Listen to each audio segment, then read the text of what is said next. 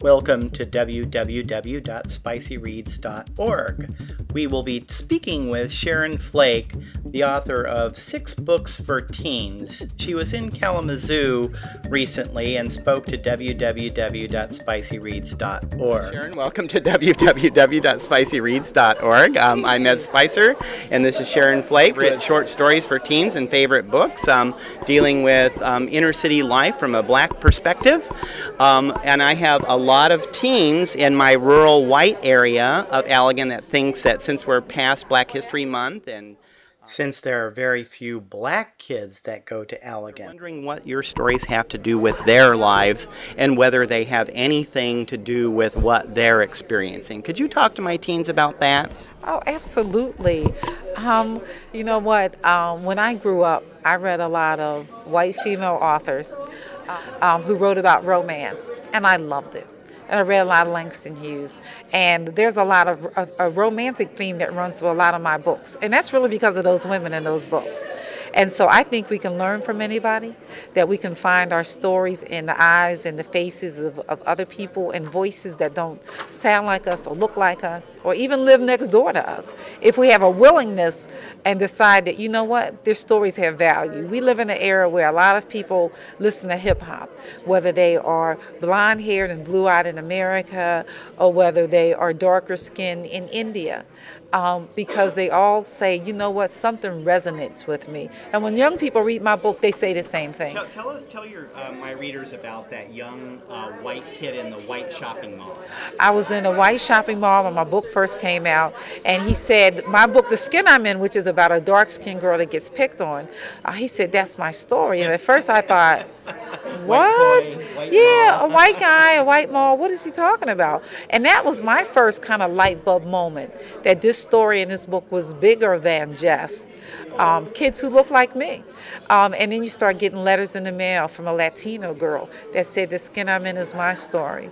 A Caucasian girl who said, wait a minute, I was picked on. In fact, I was got an email from a 24-year-old Japanese woman from Japan who picked up the book in London and who said, I want to translate this for my college thesis. And I'm like, what's the connection between you and this 13-year-old black girl? And she said, I was picked on.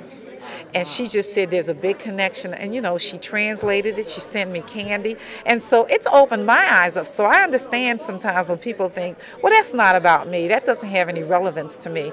But I think if you like books, I grew up, I read Hemingway, I read Shakespeare, you know, some other people that don't look like me, that don't have my existence. But I think you decide that, you know what, I can learn from many places and many people that don't look like me. And the reality is if black people didn't read white books, we wouldn't be reading very much, because no matter how many black books people think they see, when you look at the millions of books that are out there, there are not that many. And for African American teens, there are hardly any at all, or any teen of color. And so if teens of color want to read, and they don't read books by white authors, they really are going to be in trouble, because there are not that many ones out there that tell their story. Anyway. Sharon, can you please tell my readers what you've written and what's coming next from you that we should look out for? I've written 6 books, The Skin I'm In, Money Hungry, Who Am I Without Him, short stories about boys and the girls in their lives, Begging for Change, Bang, and my latest is The Broken Bike Boy and the Queen of 33rd Street. Right now I'm writing a collection of short stories about boys. And I'm writing a book about a middle-class African-American girl, really upper-middle-class African-American girl in a white school. And so it's talking about God and race and a whole lot of other things. So. Well, Sharon, thank you very much for coming to www.spicyreads.org. We'll be looking for your next books to find a little bit of our story in your story. Thanks again. Thank you. Very good. Great idea.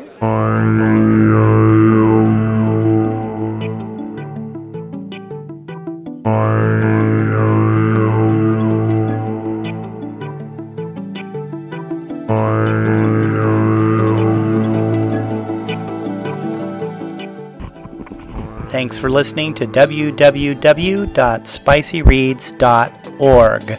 Come again.